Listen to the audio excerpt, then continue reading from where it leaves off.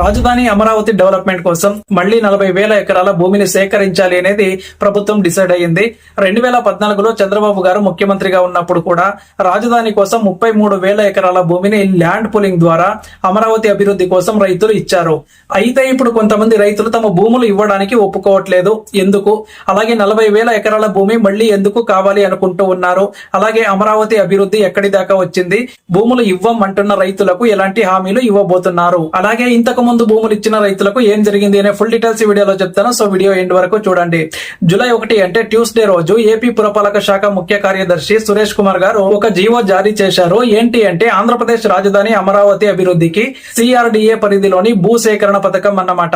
ఈ పథకం ద్వారా రైతులు రాజధాని అభివృద్ధి కోసం స్వచ్ఛందంగా తమ భూములు ఇవ్వాలి అని గ్రామ సభలు కండక్ట్ చేసి రైతులకు వివరించడం అయితే జరిగింది.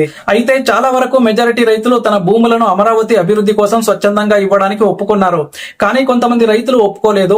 ఎందుకు ఒప్పుకోలేదు అంటే ఒకవేళ ప్రభుత్వం మారితే మళ్లీ 2019లో ఏం జరిగిందో తెలుసు కదా. భూములు ఇచ్చిన రైతులు 800 రోజులకు పైగా సమ్మె చేశారు. అలాంటి పరిస్థితి రాకుండా తమకు ఖచ్చితమైనటువంటి హామీ ఇవ్వాలి అని డిమాండ్ చేశారు. దీన్ని ప్రస్తుతానికి మనం పక్కన పెడదాం. ఇప్పుడు ప్రభుత్వానికి భూములు సేకరించాల్సిన అవసరం ఏంటి? ఒక పక్క భూములు అమ్మకానికి పెడుతూనే మరో పక్క రైతుల నుంచి భూసేకరణ ఎందుకనేది చాలా మంది ప్రశ్న. అయితే ప్రస్తుతం ప్రభుత్వం దగ్గర 54,000 ఎకరాల భూమి ఉంది. దీనికి తోడు మరో దాదాపు 40,000 ఎకరాల అవసరం ఉంటుంది. అయితే ప్రభుత్వం భూములు ఎందుకు అమ్మాలని చూస్తోంది అంటే అమరావతిని రాజధానిగా అభివృద్ధి చేయాలి అంటే 1,00,000 కోట్ల రూపాయలు కావాలి.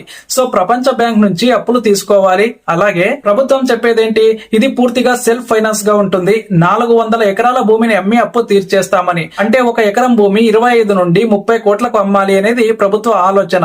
దీని ద్వారా దాదాపు 20,000 కోట్ల డబ్బు వస్తుంది. సో ప్రపంచ బ్యాంక్ ఇప్పుడు అదే అడుగుతోంది, భూములు సేల్ చేశారా, చేస్తే ఎంత డబ్బు వచ్చింది అని. ఇప్పుడు మ్యాటర్ కొద్దాం. అమరావతి ప్రాంతంలోని భూమి ఒక ఎకరానికి 25 కోట్లు పెట్టి కొనాలి అంటే ఎవరైనా సరే ముందు అక్కడ అభివృద్ధి అనేది జరిగి ఉండాలి. అప్పుడే అంత డబ్బు పెట్టి కొంటారు. కానీ అమరావతి ఇంకా పూర్తిగా డెవలప్ కాలేదు కదా. ఒకవేళ 2014 నుంచి అమరావతిని రాజధానిగా కొనసాగించి ఉంటే ఈ పాటికి డెవలప్ అయ్యి ఉండేది. సో ఇప్పుడు అమరావతికి డెవలప్ అవ్వాలంటే స్మార్ట్ ఇండస్ట్రీస్ రావాలి, ఎయిర్పోర్ట్ రావాలి, ఇంకా చాలా కంపెనీలు రావాలి. అప్పుడు అభివృద్ధి జరిగిందని తెలుస్తుంది. కానీ ఇప్పుడు ఆ కంపెనీలకు విమానాశ్రయానికి కూడా భూమి కావాలి కదా. దాదాపు 10,000 ఎకరాల భూమి దీనికోసమే కావాల్సి ఉంటుంది. కాబట్టి ఇప్పుడు మళ్లీ ల్యాండ్ పూలింగ్ మొదలు పెట్టాల్సిన అవసరం వచ్చింది. అర్థమైంది కదా. మరి ఇప్పుడు రైతులకు భూములు ఇచ్చిన దానికి బదులుగా ఏమి ఇస్తారు అనే డౌట్ కదా. సేమ్ దాదాపు 2014లో ఇచ్చినట్లుగానే. అంటే ఇప్పుడు భూములు ఇచ్చిన రైతులకు మొదటి ఏడాది ప్రతి ఎకరానికి, ఒక సంవత్సరానికి మెట్ట భూమి అయితే 30,000 ఇస్తారు. అలాగే మాగాణి భూమి అయితే ప్రతి ఎకరానికి సంవత్సరానికి 50,000 ఇస్తారు. ఇది మొదటి సంవత్సరం. దీని తర్వాత నెక్స్ట్ ఇయర్ నుండి మెట్ట భూమికి 30,000తో పాటుగా మరో 3,000 ప్రతి సంవత్సరం కూడా యాడ్ చేసుకుంటూ పోతారు. అంటే 33,000, నెక్స్ట్ ఇయర్ 36,000 ఇలాగా. అదే మాగాణి భూమికి ప్రతి సంవత్సరం 5,000 రూపాయలు పెంచుకుంటూ పోవడం జరుగుతుంది. అలాగే ఎవరైతే భూములు ఇచ్చిన వాళ్లకు అంటే మెట్ట భూమి ఇచ్చిన రైతులకు ఎకరానికి గాను అభివృద్ధి చేసినటువంటి 1000 గజాల ఇంటి స్థలం, అలాగే 250 గజాల కమర్షియల్ స్థలాలను ప్లాట్లుగా ఇస్తారు. అదే మాగాణి భూములు ఇచ్చిన రైతులకు సేమ్ 1000 గజాల ఇంటి స్థలం ఇస్తారు. కానీ 450 గజాల ప్లాట్స్ అయితే ఇస్తారు. అండ్ అసైన్డ్ భూములకు కూడా ఇది సేమ్ గా ఉంటుంది. అలాగే ఎవరైతే రైతులు నిమ్మ, సపోటా, జామ ఇంకా తదితర పంటలను పండించే భూములు ఇస్తారో వాళ్లకు 1,00,000 రూపాయలు ఎక్స్ట్రాగా ఇస్తారు అన్నట్టు. కానీ ఇది ఒకేసారి మాత్రమే ఇస్తారు.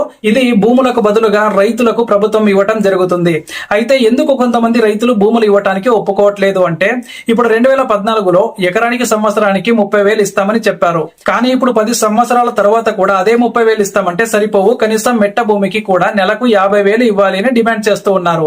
అలాగే ఒకవేళ ఈ లోపు వేరే ప్రభుత్వం వచ్చినా కూడా తమకు సరైనటువంటి భద్రత అంటే మళ్లీ ఎలాంటి మార్పులు ఉండకుండా చర్యలు తీసుకోవాలి అని. సో రాజధాని అభివృద్ధికి డబ్బు అవసరం కాబట్టి వరల్డ్ బ్యాంక్ నుంచి అప్పులు తీసుకురావాలి. అలాగే 400 ఎకరాల భూములు సేల్ చేయాలి. తర్వాత ఇండస్ట్రీస్, ఎయిర్పోర్ట్స్ రావాలి. తర్వాత అభివృద్ధి జరగాలి. ఇవన్నీ జరగాలంటే ల్యాండ్ పూలింగ్ జరగాలి. మీ అభిప్రాయం ఖచ్చితంగా కామెంట్ చేయండి.